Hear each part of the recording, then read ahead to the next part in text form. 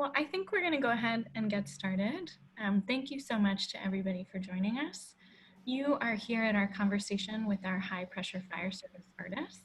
I'm Katy Dammers. I'm one of the artistic producers here at Fringe, and I'm joined by Zach. I'm Zach. Our Sorry. other artistic producer. We share this job together, and we're really pleased to be able to select these artists as part of our high pressure fire service season. And this is a relatively new festival. It's in its second year, and it's composed of Philadelphia-based artists who are making new work across performance genres, but often with some relationship to theater, very broadly understood.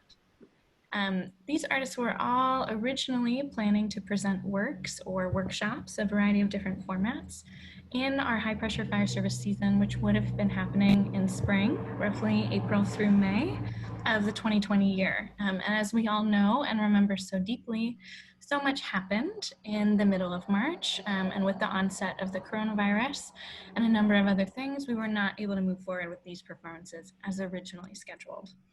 So here, we're really thrilled that in the midst of everything, Zach and I were able to work with these artists and transition their pieces to our Fringe Festival. And today is the official last day of the Fringe Festival. So I'll say a big thank you to our audiences for joining us in that festival, particularly as it has been a primarily, but not exclusively, digital experience. So we appreciate audiences making the leap to the screen with us. Zach, do you want to maybe do some Zoom housekeeping to get us started? Absolutely. I am so excited that we're all here together via Zoom. A platform that I think most of us know pretty well at this point, but just to kind of get everybody on the same page again for how we use Zoom here together as a family. We're going to keep our audio off if we are not already a person that has their audio on. So if you're here as a participant, just come in to watch. Please keep your audio and your video off. You're welcome to use the chat function. If you want to chime in and say something or tell someone how much you appreciate them and their work, I deeply would love that. Another thing to know though is that all of this is being recorded so that all your friends can watch this later. So keep that in mind as you're using our chat. Another thing is we have closed captioning available. So if you're someone who that aids you in your viewing experience, go ahead and hit the little CC button down at the bottom and you are welcome to join us in having the text appear kind of wherever you want and at different sizes here in your Zoom window. Woohoo! So thank you so much to everybody for joining us. This is meant to be a very casual conversation, bringing all of these different artists together. Zach and I found as we were working through March and April and May in particular, the really fervent period of anxiety and challenge for everyone, I think, but particularly for arts organizations and for these artists who are in the midst of fervent artistic practices and preparation for works, and then they couldn't move forward as planned. And so as we talked about it with each of these artists, we learned a lot, both ourselves and them, about what it meant to move through grief and to process grief as a group. Particularly grief and challenge that is complicated or ambiguous. And I say that both in terms of reference to like psychological understandings of that, and also more like broad social understandings.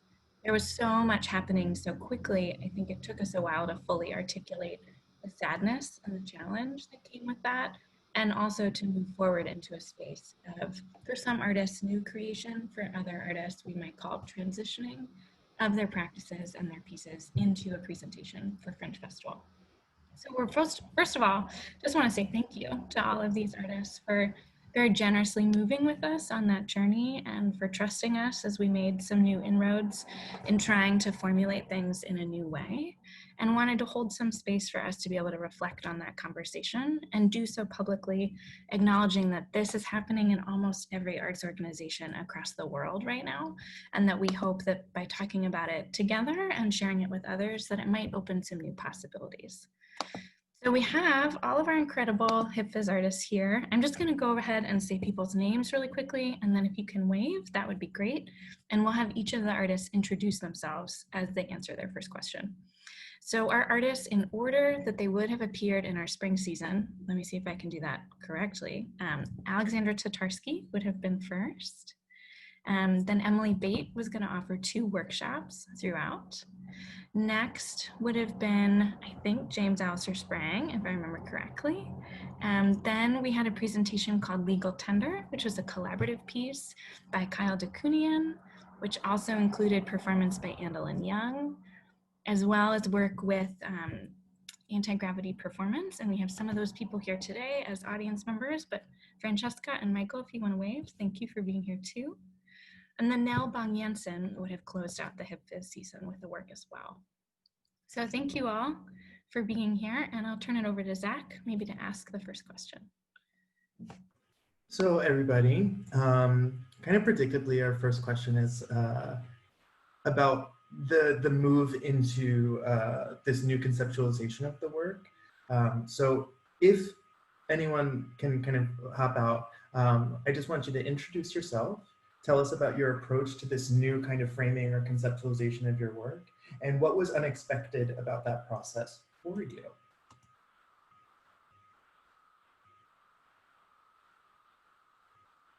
Okay, I'm gonna call on someone because I would love to hear from Kyle and Andalyn a little bit, just because that piece really like moved into a Zoom space and a live space. Kind of, it was deeply interesting. They all were.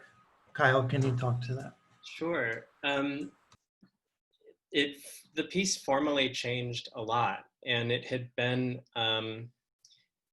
originally been conceived as a devised work bringing together poetry and movement. And so we had probably a year and a half, almost 2 years of pretty intensive devising with movement, which really changed as we went into this screen-based format where a lot of the dance and movement work that we had been putting together wasn't possible in quite the same way. It felt really important to us to present something that was conscious and responsive of some of the particular elements of presenting in a 2-dimensional screen-based format. The piece also substantively was really focused on ways that we're engaged with media and digital life, the ways that kind of were shaped by online behavior. And so the questions that we had been asking were inflected in new ways, like 200% by the context that we're in right now. I think we presented something that we couldn't have anticipated presenting, which was really, really exciting and meaningful.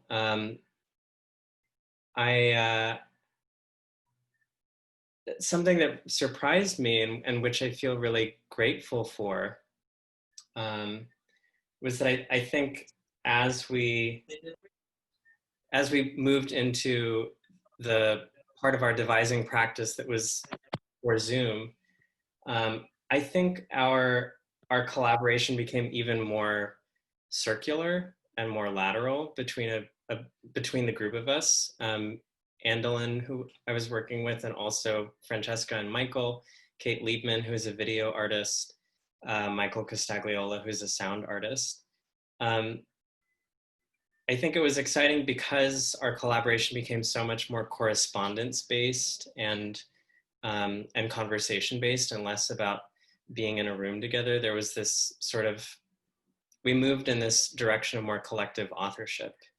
And so the piece also became kind of a reflection on what is a performance-making community specifically right now. So I feel grateful and excited and interested in kind of these new questions and practices that came into the work that we could not have anticipated at all, and that sort of like surfaced within, I mean, I don't know, Andalyn, how long how long it was that we like moved to making a screen-based work. I think it was maybe 2 months or something. But it was totally different and exciting. I'm curious to hear also from you, Andalyn. Yeah, I think the only thing I would add to that is just that it was pretty clear to us early on, once the work was canceled, that it didn't make sense to show the work we had. It wouldn't make sense to show the work we had been making, that the world was drastically different. And if we were going to show work, we wanted it to really be in dialogue with the present moment. So we knew it was going to have to shift in some way, though. I'd say for the first several months after the cancellation in March, the biggest pivot was that we weren't even thinking about the product of the show anymore. We were really just in conversation about taking care of each other as collaborators. And then that became a big part of the ethos of the work that we ended up showing, which I think is one of the most beautiful silver linings of the original work having been canceled. Now, I wonder if you want to go next, because I think this caring for collaborators shift is something really similar to what you experienced. Sure. Yeah, I'm Nell Bang Jensen, and I was and am working on a piece called Boy Project. That's with a professional creative team, and then male-identified and non-binary teenagers and kids between the ages of 12 and 16. Now, some of them are pushing 16, but they were younger when we started working with them, about changing definitions of masculinity and how they see themselves within it and pushing against it in their own social lives and the future lives they imagine for themselves. So when this hit, it was difficult timing in that so much of that work of community generated practice is about building trust and ensemble and creating community. And a lot of those relationships were really taking shape among these young people at a very critical juncture. And so we really felt like the piece was based so much on theater liveness.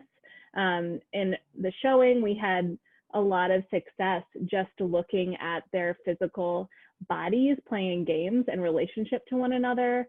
There was a lot of storytelling that happened just by, the body of a 12-year-old next to a 16-year-old, for them fighting, for them dancing, for the choreography that developed from their mundane everyday movement. And so we felt like the screen was not the place where that would translate. And so we really began asking ourselves the question, how could we provide an experience that would give these young people some kind of closure for now, and also create some kind of time capsule for us to return to when we're able to work on the piece in person again. So those really became the central driving questions. And then also, how can we as artists do something for the festival that would further our own creative process and be research for us on these topics of how gender is manifesting during the pandemic, which there's been a lot of new conversations about, rather than just creating a product that would sit there. And so we really used our participatory Making a Boy Project experience as a way to hold story circles with audience members, as a way for the young folks to really facilitate a process using some of what they had gained, so that when we're able to pick this up again, they're almost looking back at themselves at a particular moment in time. I think their ideas of masculinity, if we start working with them again as 18-year-olds, are going to be really different than when we first met them 2 years ago. So we made it almost like a 7-Up kind of time capsule element, where we hope we have the material now for them to be able to look back on themselves in this moment. Yeah, I was so excited to see it. And just so you're all aware as our audience, as we're kind of moving through here, we're going to drop some links in the chat so that you can learn more about any individual work by these artists. It's interesting to talk about this process as like a part of an archival process. And I'm interested, kind of Alex, if you might be willing to jump in here a little bit and to talk about maybe what it's been like to work with constituent parts of your practice. Yeah, a lot of things folks have said really resonate with me in terms of making a piece very intentionally for a live audience in a shared physical realm, and really playing with the energy of that. And so not wanting to sort of pretend it was possible to do the same thing in a digital realm, but do something different in a digital realm. And initially I felt that so strongly, like this particular project was so much about responding to the audience that I don't want to try to approximate it. So my initial thought had just been, what if it's all the physical accoutrement of the piece and the notes, and my body is absent? So initially when I talked to Katy and Zach, that was my thinking, was like, I just want to find a place that people can peek in and kind of see almost like an archaeological dig or something of the civilization of the piece with the society gone.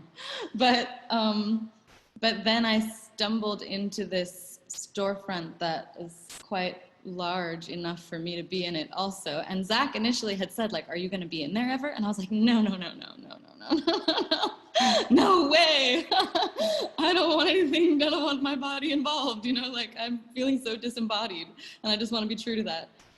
But then being here with the actual materials, like set pieces and costumes that I'd never ever seen, I'd never touched because they'd been in a wood shop for 6 months after the postponement and you know, before now. I was like, I just want to play. I just want to play with all this stuff, and I want to like play as much as I can, and so it became like an activated archive, I suppose, where I just sort of like let myself really all day like be around the stuff and be really messy and rearrange it and clean and kind of like both destroy and care for different elements at different times. And that's been like very rewarding. And I feel like lucky because you don't usually kind of get that time actually on a typical theater schedule, you know? So it's sort of amazing to have this like stretched out moment of exploration. Yeah. Yeah, for those of you who haven't seen it, I encourage you to check out Alex's piece. It's at 1606 Chestnut Street, so right in the heart of Center City in Philadelphia. And this is her last night of performing in what has been a 2-week run, really of what we're calling like a durational installation. But there's also a link in the chat to the Padlet, which is kind of an online archival experience that Alex has been putting together, which in some ways, you know, is also related to what the Legal Tender team put together. So I think there's been a lot of talk with all of our artists of like what happens in the moment with the audience, what is accessible for the audience to navigate themselves in the thereafter. And Emily, I wonder if we can transition to you, because Emily did ultimately present the same workshops just via Zoom, but communicating and like congregating people, particularly in a sound-based art form, is very different in the digital space. So would love to hear about that. Sure. My name is Emily Bate. I presented 2 workshops that were part of this development for a show that I'm making called Wig Wag, which is, like Alex is saying, like some other, like Nell is saying, it's 100% post-COVID show where the audience sings and recites text together in a room with droplets flying everywhere. So I was doing 2 workshops that were, one about exploring like how it feels to sing, and thinking about like singing as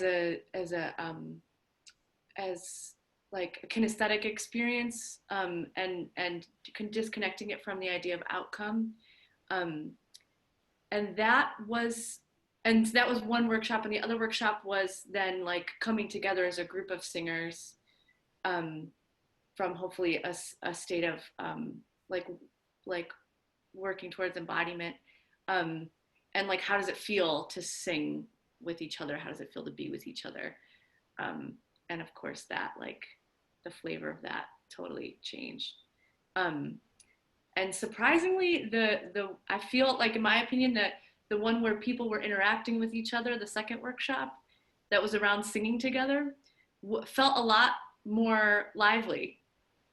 And it was totally the opposite. I was like, oh, I have stuff for days for people to explore in their own spaces, and that'll be fine. But like coming together and like dealing in a really like, so much of the material for the workshop about singing was Zoom, and like the way the audio is structured, everyone's glitches, like that just became so much of like what like happened in the workshops, which obviously I'm definitely like wish we'd all been in the room together, but I was I got some surprises that format that that were really unexpected and sort of nice. So I'm interested in this idea of like, you talked about singing as a kinesthetic practice, and James, you really were talking about like listening as this other way of involving your body and feeling embodied. And I really would love to hear you kind of introduce your work and how it's developed over time, and especially maybe your use of a sound of a particular sound stage in the construction of the piece, maybe. Hi, my name is James Allister Sprang. I was originally slated to share this piece I've been working on for a long time called Turning Towards Radical Listening. And in that piece, we were using what I thought and still think to be exciting technology that kind of allowed us to make sonic holograms, sort of thinking about what it would feel like to be in a room in which sound was kind of choreographed. You could have the sound like pass through you or circle around you, etc. And the whole piece was kind of centered on using that as a foundation so that you'd have this experience in which you're in a room listening with a bunch of other people, looking at this document to generate in front of you and kind of having the experience of that document failing to represent your sonic experience, what you were hearing, right? It was like a textual, like voice to text technology that we were using, and the room was mic'd, and so language would appear, but based on the algorithms designed by companies like Google, and because the voices belong to non-white bodies, often they were misheard. Right? So that was the original project. Obviously, with the lack of space, it's kind of impossible to spatialize sound. So because listening is important to me, not only in my work, but as a way to center myself, I kind of just bit the bullet and bought some sound equipment that I frankly still can't afford and couldn't afford before. And was just using that to generate sounds in my personal space so that I could cope with the mourning I was doing, you know? And it was very soothing to me. And so I decided to make work using that same process. So the piece that I shared this past week was called Aquifer of the Ducks, and it was a 47-minute soundscape, and there was a wonderful dancer named Shayla V. Jenkins who I collaborated with while making the soundscape, and we kind of worked in this fashion until we arrived at FringeArts and used the stage as kind of a sound stage to document her movement to the piece. And then using that footage and the original sound score, we made this 47-minute new media dance for camera meets soundscape thing. Yeah. Thanks, James. So James mentions one way in which Fringe as an organization pivoted. You know, we didn't end up presenting any works in our theater, given the restrictions around gathering, but did turn our theater into a soundstage and turn it over to artists to film things, knowing that so often they required lighting equipment and cameras and things like that that we had and that we could share with our artist community, both our curated and our independent artists as part of the Fringe Festival. So there's a lot of, this word pivot comes up a lot, and which I don't really love it because it seems like, oh, we just made a choice and then we just turned left. And I think as all of us know, particularly the artists in this team, it was a very gradual process of many phone calls and many Skype conversations and many potential scenarios. And then eventually on timelines that were like different truly for everyone, you know, you came to these new projects that you've each talked about. And James talked about this a little bit, but I'd love to open some space to talk about that grief and that process of processing that amidst a global pandemic, amidst an economic collapse, amidst of national reckoning with racial justice, and so many other things. So if people feel comfortable, I'd be curious to hear a little bit about how you worked through that with yourself and with your collaborative teams on these projects. Anybody is welcome to talk about it.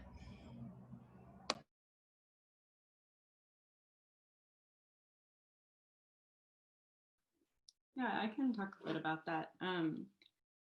I feel like on our team first, as I mentioned earlier, like the initial grief and loss of the project being canceled didn't hit right away, and that we really just shifted into survival mode, both individually and as a group of people in conversation. It was like a lot of jobs were lost suddenly, housing insecurity was coming in suddenly. So the art making really had to not be the first priority for the first couple of months of COVID.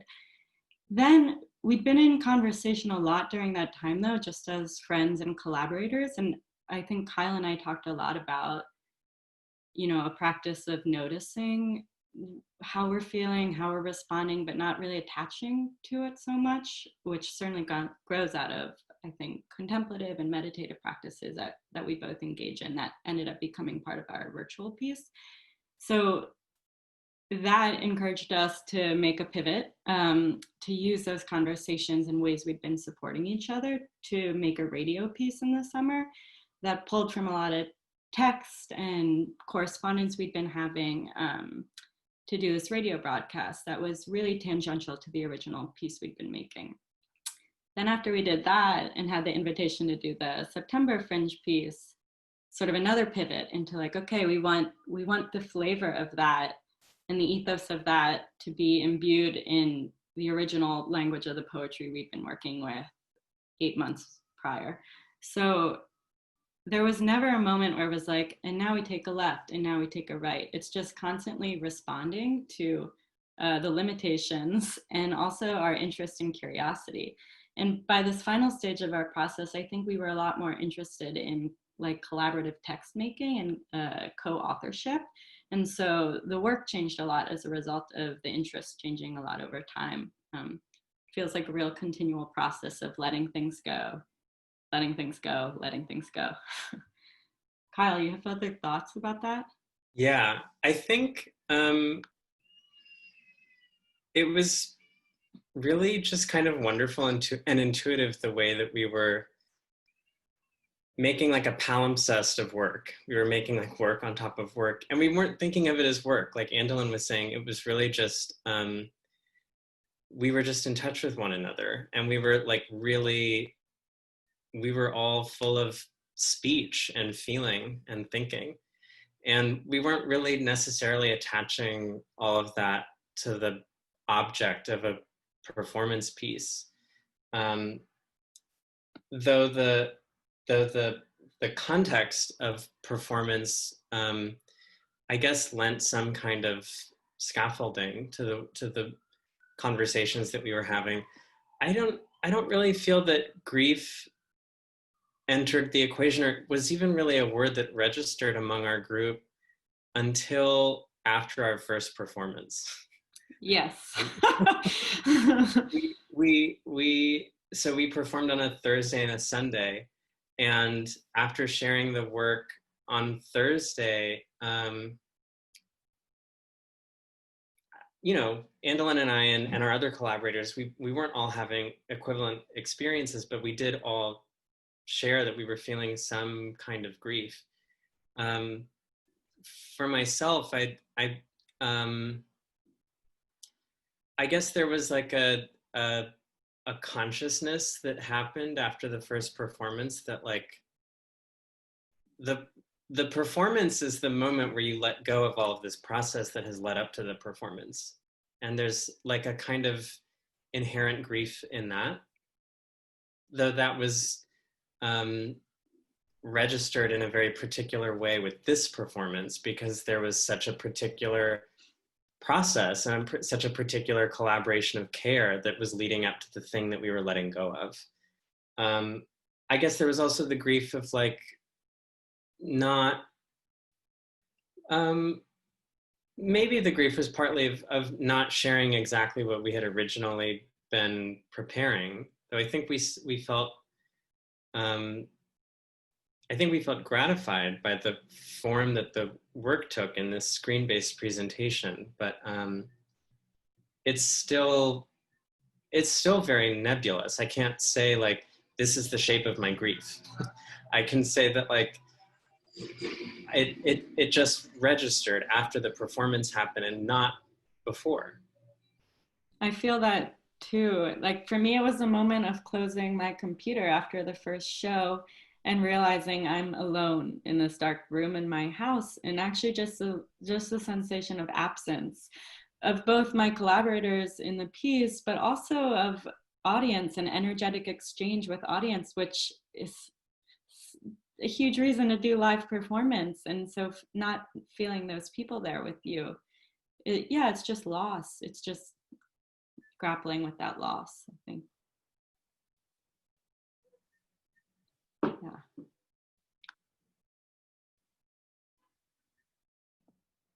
Yeah, I'll say for Zach and I, we feel that so much as presenters too, particularly like the end meeting for all, and then there's this void.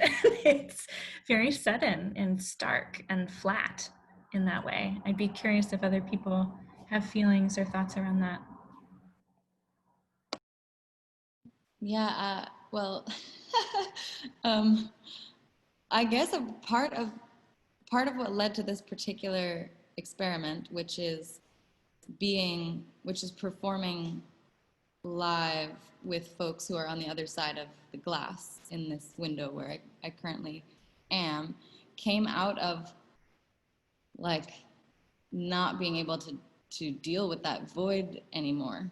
Like I had done some initial experimenting with online performing in the earlier days of lockdown, and the post-show feeling was so depressing to me that I sort of had to make a decision to say no to those kinds of situations, which I'm still thinking about, because I think there is a way to have that be really special. And I think the kinds of attempts that so many people are making to discover new modes of creating can be really exciting, but that void feeling is really real, and it's really in the body, just like, okay, I'm alone, but now I sort of feel like I'm with people, and now I'm alone again. Like it like comes down really hard, the sense of emptiness and absence, and that honestly became like sort of too much for me at a certain point. So that led to this particular project, Nothing to Show, was like, how can I share something of the piece while not having to feel like such intense sadness at the close of that sharing every night? And at least now, there's still a sense of like partiality, you know, because nothing that I'm doing in here is audible and it's often obscured, but I can like exit and there are humans there. And something about that has been like immensely healing. Like I still feel this sense of real emptiness, but not like devastation, which yeah, it's really real. And I don't think it's just, yeah, talking to anyone in any field who's had to do this pivot like to the screen as if it's shared space, I think is like this feeling that we're describing is really widespread. It's, you know, it's not like just among live performers. It's like everyone is experiencing this sense of being alone with the screen. And yeah, it's very intense. Sorry, I feel like I was babbling, but the feelings are really real. So. No, I'm reminded of the slamming door sound effect from AOL Instant Messenger. So like you could say goodbye to someone, and then when they actually leave, there's this like violent sound, and like that's how it feels going to a performance, and then not having any kind of like aftercare, not having the experience of like a lobby chat and slowly like disengaging yourself from like this kind of community organism that gets created in those spaces. But what's interesting to me also about your piece, Alex, is the way that it has moved onto screens, but in a very social way, kind of through just the virality of the piece, the way it strikes people who engage with it in an ambient fashion. And we'll see tweets that are like, you know, there's a clown living in the Indochino. And it's just kind of sparked in that way that's really interesting. So I wonder if we can also start to talk a little, unless anybody has exact thoughts about grief, I wonder if we could talk a little bit about audience and what it's been like to kind of reorient to audience and how you think about the relationship between, you know, maker and audience differently now, or I don't know, maybe in the same way.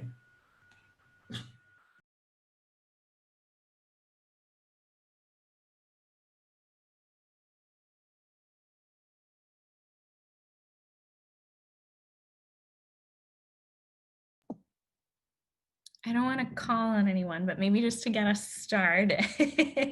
Nell, I wonder if you can speak to this, because I was touched in your, transition to a digital space that you involved the audience, and your piece is a piece of social practice work, so always was collaboratively developed with different kinds of people who are not necessarily actors or theater makers specifically. But in this shift, you involved the audience in the making in a different way. I wonder if you can talk about that. Yeah, I think in a lot of the social practice that I do, it really is about audience becoming makers and creating participatory experiences. And so I think we already were pretty used to kind of the caretaking that involves in a space, whether it's physical or virtual. And as you all were talking about grieving, I was just doing a lot of processing. So I realized that, as a creative team, we were grieving, but I think number one, we just felt this immense weight of responsibility for the young folks we were working with. Because if I've learned anything about, bringing people who aren't in theatrical circles into them, it's just about transparency and expectations. And I think, a lot of the young folks we were working with got involved because they wanted to do a show on the FringeArts stage at this date and have that experience. And like the photo shoot was like their favorite part, the photo shoot, the pizza they would get from FringeArt, like all of these very tactile, live, sort of rewards in their mind. I think that was kind of how it was all paying off. And so that was really difficult too. I think as a creative team, I don't even know that we've grieved, because we just were like, oh my gosh, we're going to be another thing in these young people's lives that are canceled. And we knew it wasn't our fault, but we also just couldn't help but think, like, they're not going to school, they're not seeing their friend, like this is just another thing in the laundry list of things that are no longer happening for them. Which I think was part of why it's almost, we haven't even said yet, like the show is not going to happen, because we're all really determined to make it happen at some point. And just canceling it completely, to me, would be betraying the trust that they put in us, that one day they will get to have this experience if they are interested, which is a whole nother question of, are these teenagers going to go to college and still want to be a part of this, or, will they change completely? So I think, for us pivoting online, it felt like, okay, this is another opportunity to bring audience members into the making, and almost turn the tables, because the young folks are used to participating in story circles and being asked to do questions and exercises and prompts. And I think it was a chance for them to gain some agency, and they really helped facilitate the events. We went in breakout rooms and they were co-facilitators, asking audience members questions about how gender was playing out in their households during the pandemic. And they designed this question. One of them really wanted to know about audience members' reflections on what gender was like in the 1950s compared to now. And I think didn't quite realize that a lot of the audience members were not alive in the 1950s, but I think he just sort of assumed like older people, like that in his mind was when gender, was at its most cliche and what he wanted to hear about. And so for us, I think we tried to use this as an opportunity to allow even more people into the participatory world. I just really deeply believe that's how people get involved in the arts, or want to support the arts, or consider themselves an artist, is exposure to it in a participatory way. And so it was helpful for us to think of the audience not only as the audience, but the makers moving forward for whatever the next iteration of this process will be.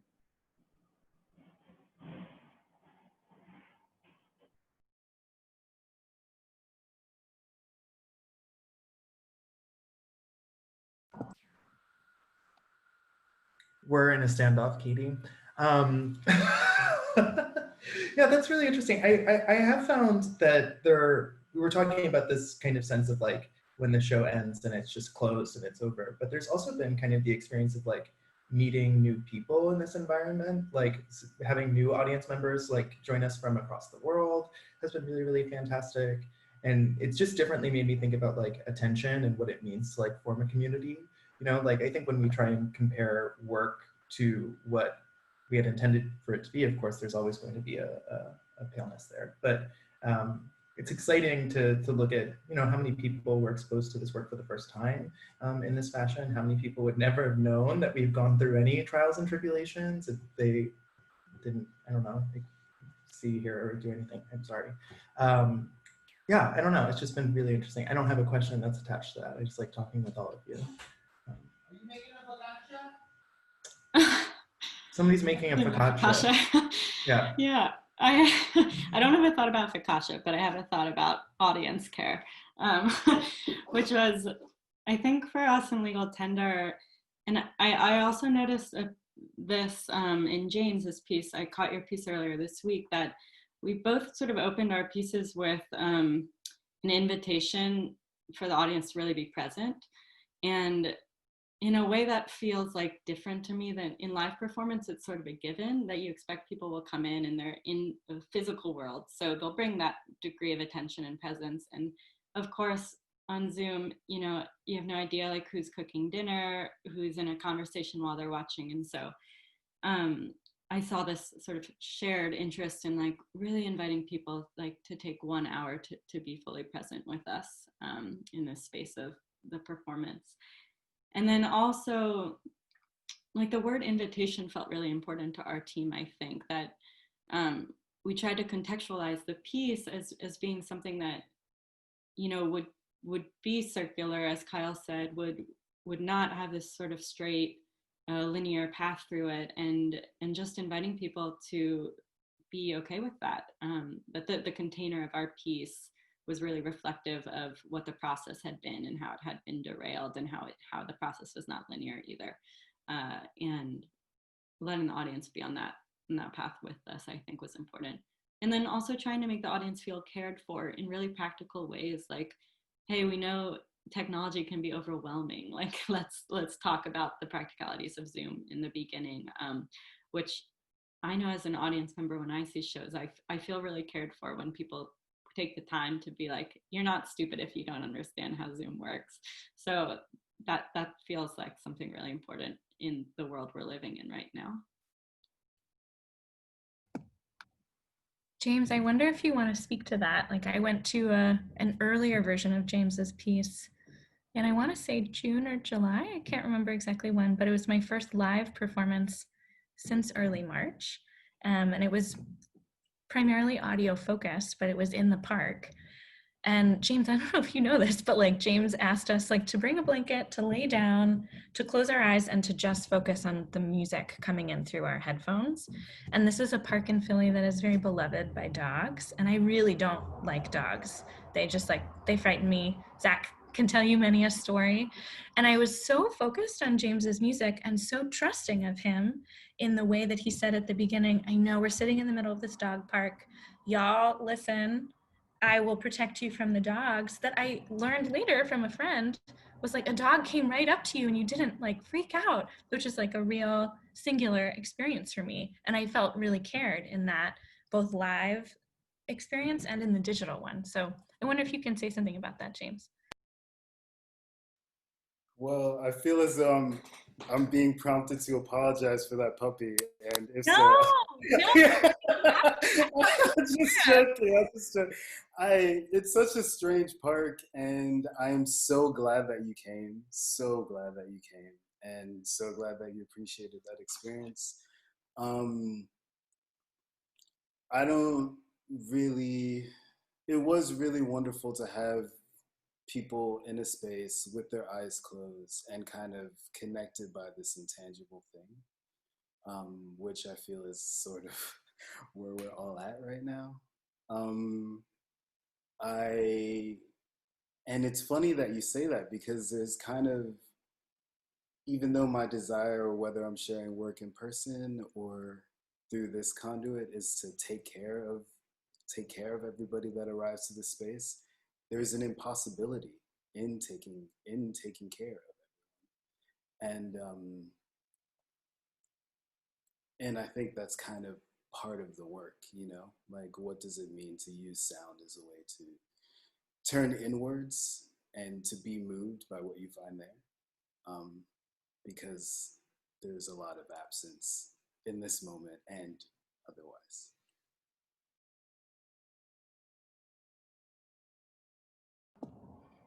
Well, as we come to our last 10 minutes, the question that Zach and I wanted to close on, which feels like an impossible one, so I'll just put that out there to begin with, is in what ways do you imagine that this experience, which I want to say continues to unfold, you know, as it relates to liveness, as it relates to crafting work in a time when many people are experiencing job loss and economic insecurity and housing insecurity, and theaters are closed and it seems like there will be for a long time.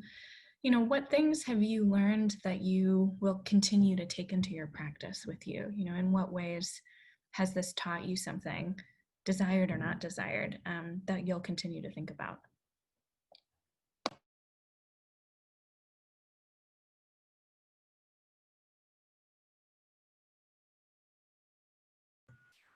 It's like, what friends did you make along the journey? What guides did you kind of come across in your long trek to this particular moment?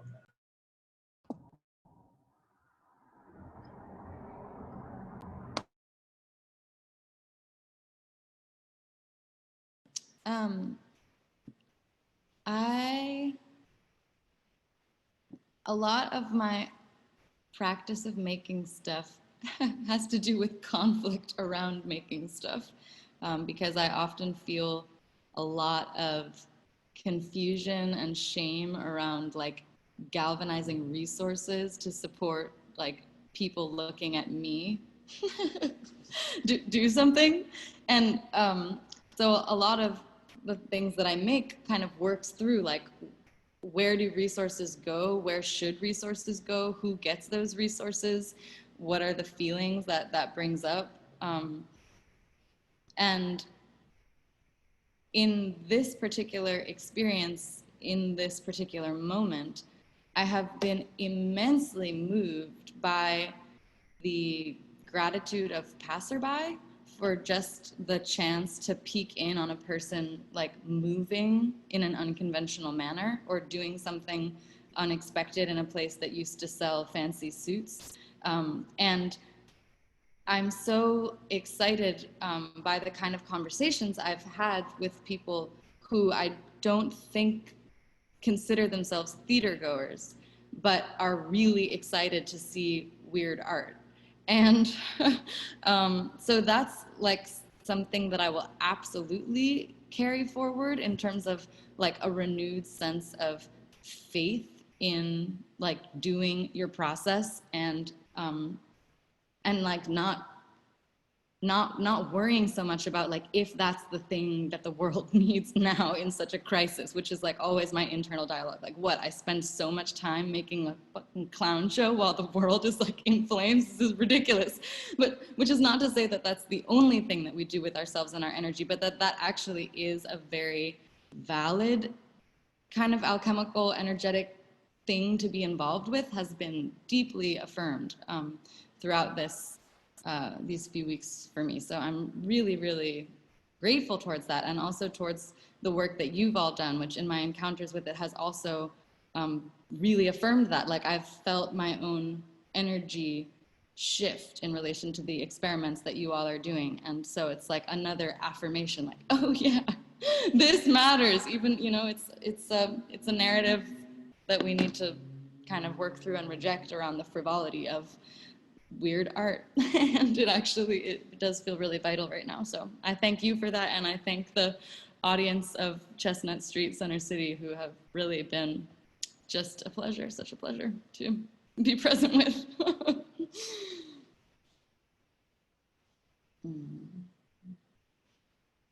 Yes. Something. Oh, go ahead, James. No, I just wanted to echo my thanks, you know.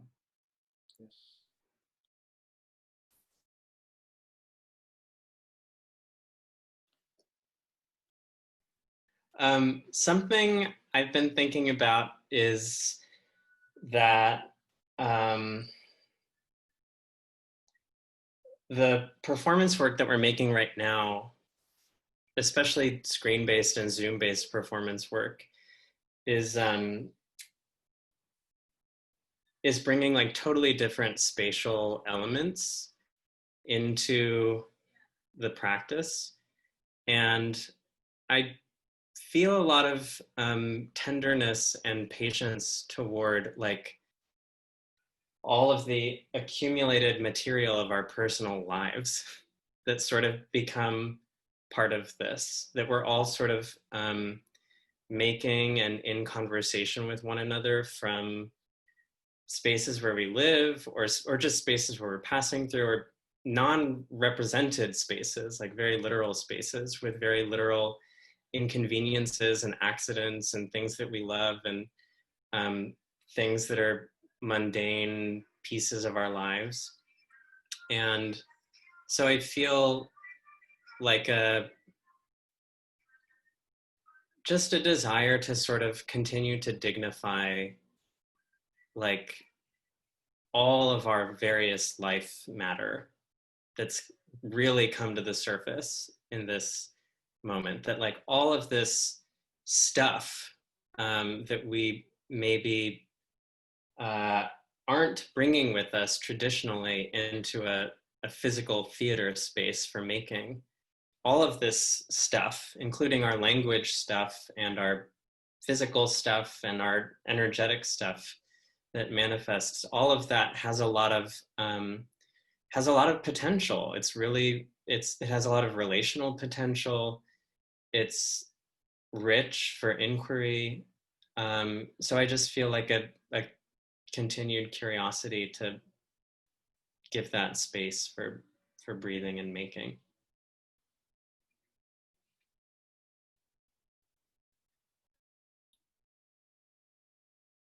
Yeah, I think that's so great and so elegantly put. And there's so many like specific examples. Like the first thing I wanted to say was like it, you know, accessibility of what a lot of us do. It just like we upped our game just accidentally. And the other thing that seems like a real gift of this, that's really going with what you said, Kyle, is just the impossibility of acting invulnerable, and acting like we're not messy. It has so many important, exciting political implications, and I think, you know, working in the artistic conditions, you know, as artists in America, we're really like, I'm just always grateful for like when the world like slowed us down non-consensually, like there's such an opportunity in that, to like move at a different and maybe more like humane pace, as we move forward with what we're making.